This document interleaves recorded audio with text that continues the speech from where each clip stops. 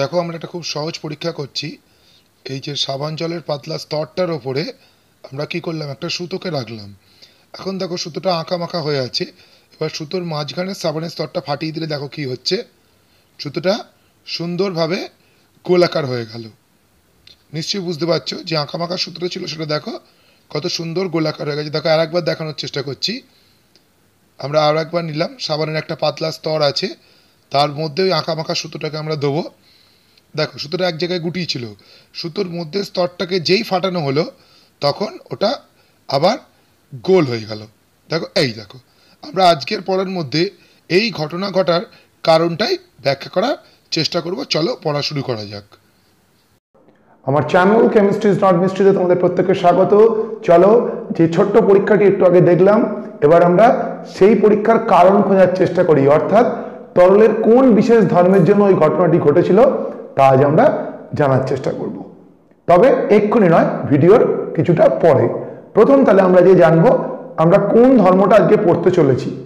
তরলের যে ধর্মটা আজকে আমরা পড়বো তার নাম হচ্ছে পৃষ্ঠ টান, ইংরেজিতে বলা হয় সারফেস টেনশন। দেখো শুরুতেই একটা কথা বলেছি, এটা তরলের ধর্ম। এই ধর্মটা কিন্তু কঠিন বা গ্যাস কারোরই নেই। পৃষ্ঠটান হলো এমন একটা ধর্ম যেটা শুধুমাত্র তরলের রয়েছে। তাহলে এবার জানা দরকার এই পৃষ্ঠটান ব্যাপারটা কি, তারপর আমরা এই উদাহরণের দিকে এগোবো। দেখো পৃষ্ঠটান মানে হচ্ছে যে কোনো তরলের মুক্ত পৃষ্ঠ। মুক্ত পৃষ্ঠ মানে কি, এবার তোমাদের মনে একটা প্রশ্ন জাগতে পারে। ধরো এটা একটা গ্লাস, এর মধ্যে জল আছে।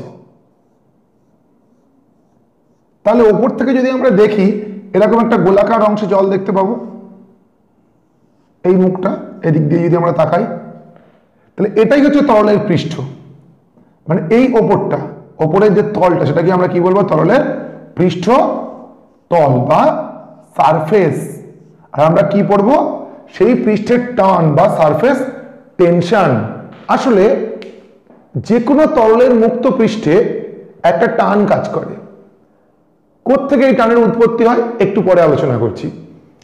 সেই টানটার জন্য তরলের উপরের পৃষ্ঠটা একটা টান দেওয়া পর্দার মতো থাকে। মানে ধরো একটা রাবারকে যদি আমরা টানি, একটা রাবারের পর্দাকে যেরকম অবস্থায় থাকে সেটা কি করে, সবসময় ছোট হতে চায়, সংকুচিত হতে চায়। আর তরলের পৃষ্ঠ সবসময় কি চায়, ছোট হয়ে যেতে বা সংকুচিত হয়ে যেতে। এই প্রবণতাটাকে আমরা বলি হচ্ছে পৃষ্ঠ টান বা সারফেস টেনশন। তাহলে আমরা আগে পৃষ্ঠটানের কারণটা বুঝে নিই, তারপরে এর যে প্রয়োগ বা একক সেগুলো জানব। তাহলে দেখো, ধরো এটা একটা তরলের, এটা হচ্ছে মুক্ত পৃষ্ঠ। তাহলে মুক্ত পৃষ্ঠ তরলের কিছু অণু আছে।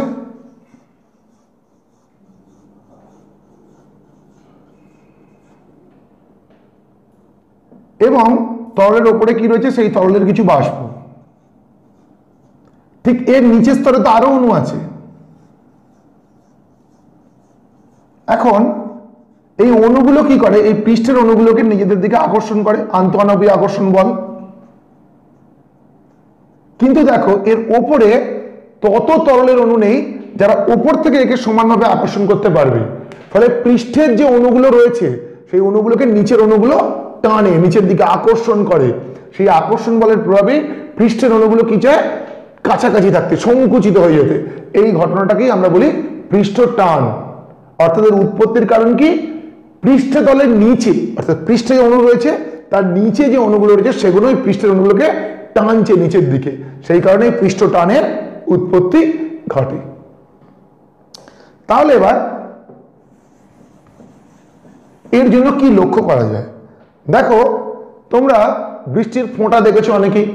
কোনদিন কেউ দেখবে না যে ঘনকাকার, মানে লুডোর ছক্কার মতো বৃষ্টির ফোঁটা। বৃষ্টির ফোঁটা কিন্তু সবসময় গোলাকার হয়ে পড়ে, বা জলের একটা ফোঁটা দেখবে সেটা গোল হয়। এখন এই গোল হওয়ার কারণ কি, সেটাই হচ্ছে পৃষ্ঠ টান। কারণ গোলাকার অবস্থায় থাকলে তার পৃষ্ঠ দেশের যে ক্ষেত্রফল সেটা সবচাইতে কম হয়। আর তরল তো সেটাই চায় যে পৃষ্ঠ দেশটাকে সংকুচিত করে রাখতে, এক জায়গায় জড়ো করে রাখতে। তাহলে এবার পৃষ্ঠটান ব্যাপারটা কি যদি আমাদের এটাকে এক্সপ্রেস করতে হয় তাহলে আমরা কি বলবো? ধরো এটা তরলের একটা মুক্ত পৃষ্ঠ, তাহলে এই মুক্ত পৃষ্ঠের মধ্যে আমরা একটা একক দৈর্ঘ্যের কোন রেখাকে কল্পনা করলাম। কি করলাম? তরলের মুক্ত পৃষ্ঠের মধ্যে আমরা একটা রেখাকে কল্পনা করলাম। এই রেখাটার উপর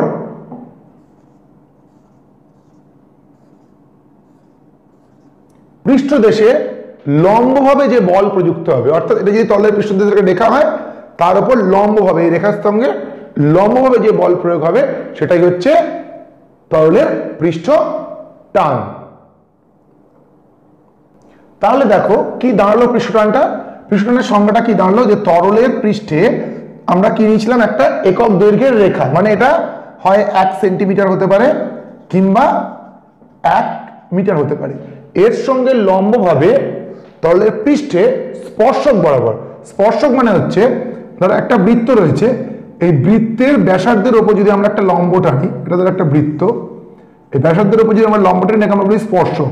তো এই পৃষ্ঠতলে স্পর্শক বরাবর যে বলটা ক্রিয়া করবে তাকে আমরা বলবো তরলের পৃষ্ঠ টান। তাহলে এর একক কি হবে? দেখো, বলের একক বাই দৈর্ঘ্যের একক, কারণ একক দৈর্ঘ্য, তাহলে এসআই একক হবে হচ্ছে নিউটন মিটার ইনভার্স বা মিটার টু দি পাওয়ার -1, আর সিজিএস একক হবে হচ্ছে ডাইন সেন্টিমিটার ইনভার্স। তাহলে এটাই হচ্ছে আমাদের পৃষ্ঠ টানের একক।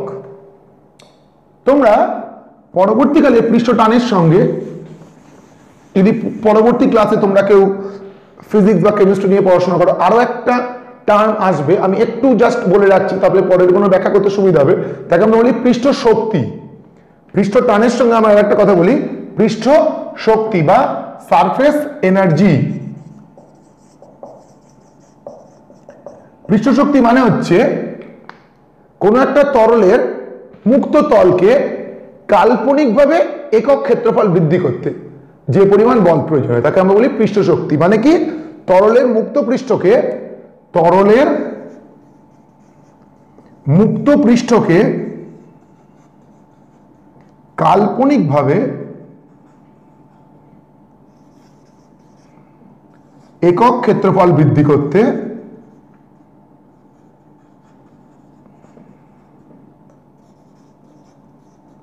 প্রয়োজনীয় কার্য।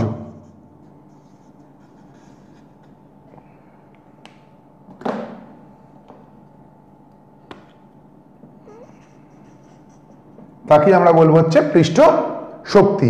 এইবার আসি আমি শুরুতে তোমাদের যে পরীক্ষাটা দেখিয়েছিলাম তার কারণটা এবার ব্যাখ্যা করি। দেখো আমরা শুরুতে কি দেখেছিলাম যে এরকম একটা গোলাকার রিং মতো ছিল যার মধ্যে একটা সাবান জলের পাতলা স্তর ছিল, তাতে একটা এরকম সুতো আঁকা মাখা অবস্থায় ভেসেছিল।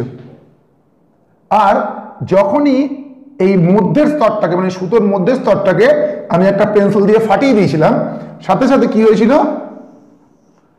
এই আমার হাত থেকে একটু ছোট বড় হয়ে যাচ্ছে, এই সুতোটা এরকম সুন্দর গোল হয়ে গেছিল। তোমরা সবাই দেখেছো এটা। এবার জানো এর কারণটা কি? যখন পুরোটা জুড়ে সাবান জলের স্তরটা ছিল তখন সুতোর ওপর যেমন এদিক থেকেও বল প্রযুক্ত হচ্ছিল তেমন এদিক থেকেও বল প্রযুক্ত হচ্ছিল। কারণ কি? পুরো সুতোটার মধ্যে ওই সাবান জলটা রয়েছে, আসলে এটা জলেই হতো, কিন্তু জলের মধ্যে দিতে এতখানি স্তর জলের বানানো যেত না, সেই জন্য সাবান জল নিতে হয়েছে।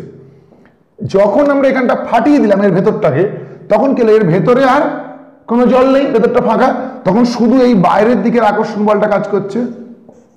তাহলে বাইরের দিকে যে তরলটা ছিল তার পৃষ্ঠটানের জন্য কিন্তু এই সুতোটা সুন্দর রকম গোল রিং হয়ে গেছিল।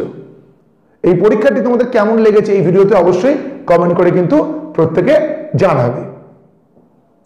তাহলে এটা একটা পরীক্ষামূলক প্রমাণ। আরো একটা পরীক্ষা করা যায় খুব ছোট্ট, সেটা হচ্ছে কোন একটা ব্লেডের মধ্যে অল্প সাবান লাগিয়ে যদি জলে ছেড়ে দেওয়া হয় সেটা ঘোরে। তোমরা যদি এই পরীক্ষাটা দেখতে চাও তাহলে এই ভিডিওতে কমেন্ট করে জানিও, এই পরীক্ষাটা আর একদিন দেখাবো। এবার আরো কয়েকটা আমরা পৃষ্ঠ টানের উদাহরণ নিয়ে আলোচনা করি, যেগুলো তোমাদের অধিক গুরুত্বপূর্ণ পরীক্ষার জন্য, মূলত পরীক্ষার জন্য। 1 নম্বর যেটা, সেটা হচ্ছে শুরুতে বলেছিলাম জলের ফোঁটা গোলাকার হয় কেন। জলের ফোঁটা গোলাকার হয় কেন? আসলে যে কোনো একটা প্রদত্ত আয়তনে গোলকের পৃষ্ঠতলের ক্ষেত্রফল সবচাইতে কম। তাহলে যে কোনো তরল চাইবে, শুধু জল বলে না, জল হোক পারদ হোক, সে চাইবে কি সব থেকে কম পৃষ্ঠতলের ক্ষেত্রফলে থাকতে। তাহলে এর কারণটা কি? এর মূল উত্তরটা হচ্ছে গোলক এর পৃষ্ঠতলের ক্ষেত্রফল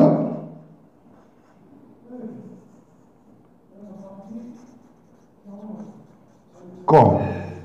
এরকম আরো কতগুলো প্রশ্ন তোমাদের থাকে, যেমন ধরো তোমরা যারা রং করো তারা তুলি দেখেছো, রঙের তুলি যখন শুকনো অবস্থায় থাকে কি থাকে, তার সামনের যে লোমগুলো অর্থাৎ তুলিটা যে মেটেরিয়াল দিয়ে তৈরি হয় সেটা ছড়িয়ে থাকে। জলে ডুবিয়ে তুলে নিলে এটা দেখবে এক জায়গায় জড়ো হয়ে যায়। এটারও কিন্তু কারণ ওই পৃষ্ঠটান, জল তার পৃষ্ঠটানের জন্য সংকুচিত অবস্থায় থাকতে চাইবে। আচ্ছা, তাহলে ভিডিওর শেষ অংশের দিকে আমরা এবার জানবো জলের বা অন্য তরলের পৃষ্ঠটান কোন কোন বিষয়ের উপর নির্ভর করে। প্রথম হচ্ছে উষ্ণতা বা টেম্পারেচার। দেখো আমরা জানি কি উষ্ণতা বাড়লে যে কোনো পদার্থের অণুগুলোর মধ্যে আন্তঃআণবিক আকর্ষণ বল কমে। আর প্রথমেই ভিডিওর শুরুতে কি বলেছিলাম, পৃষ্ঠটানটা তৈরি হয় হচ্ছে তরলের অণুগুলোর আন্তঃআণবিক আকর্ষণ বলের জন্য। সুতরাং উষ্ণতা বাড়লে পৃষ্ঠটান কিন্তু কমবে। উষ্ণতা বাড়লে পৃষ্ঠটান কমবে। এবার আমরা যদি জলের মধ্যে কিছু মিশিয়ে দিই তাহলে কি হবে? সাধারণত জলের মধ্যে কিছু মেশালে জলের পৃষ্ঠটান কমে যায়। যেমন ধরো জলে যদি আমরা সাবান মিশিয়ে দিই, জলের পৃষ্ঠটান কিন্তু অনেকটাই কমে যায়। কেন কমে যায় বা সাবান মেশালে কি হয় সেগুলো তোমরা পরবর্তী ক্লাসে যারা যখন পৃষ্ঠটান পড়বে তখন জানতে পারবে। তাহলে এটা কি বললাম, জলের মধ্যে জৈব পদার্থ মেশালে কি হবে? জৈব পদার্থ মেশালে পৃষ্ঠটান কমবে। যেমন সাবান জল, সাবান জলের পৃষ্ঠটান কিন্তু সাধারণ জল অপেক্ষা কম। তাহলে জলের মধ্যে কিছু মিশিয়ে দিলে জলের পৃষ্ঠটান কমছে এবং উষ্ণতা বাড়লেও পৃষ্ঠটান কমছে। তবে কিছু অজৈব লবণ মেশালে অনেক সময় জলের পৃষ্ঠটান বেড়েও যেতে পারে, সেটা অজৈব লবণের ক্ষেত্রে। কিন্তু জৈব পদার্থ মেশালে জলের পৃষ্ঠটান সবসময়তেই কমবে। যেমন এই সংক্রান্ত একটা প্রশ্ন হয় যে উত্তাল সমুদ্রের মধ্যে কেন তেল ঢেলে দেওয়া হয়? উত্তাল সমুদ্রে তেল ঢেলে দিলে জলের পৃষ্ঠটান কমে যাওয়ার জন্য ঢেউয়ের উচ্চতা কিছুটা কমে যায়। এই ধরনের বিষয়গুলোর উপর পৃষ্ঠটান মোটামুটি নির্ভর করে। আশা করি আজকের ছোট্ট একটি পরীক্ষা এবং পৃষ্ঠটান সংক্রান্ত পড়াটা তোমাদের ভালো লাগবে। ভিডিওটি ভালো লাগলে অবশ্যই ভিডিওতে একটি লাইক করো, ভিডিওটি নিজেদের বন্ধু বান্ধবদের সঙ্গে শেয়ার করো। যারা আমার চ্যানেলে নতুন তারা অবশ্যই চ্যানেলটিকে সাবস্ক্রাইব করো। আমার সঙ্গে যারা এতক্ষণ সময় কাটলে তাদের প্রত্যেককে অসংখ্য ধন্যবাদ।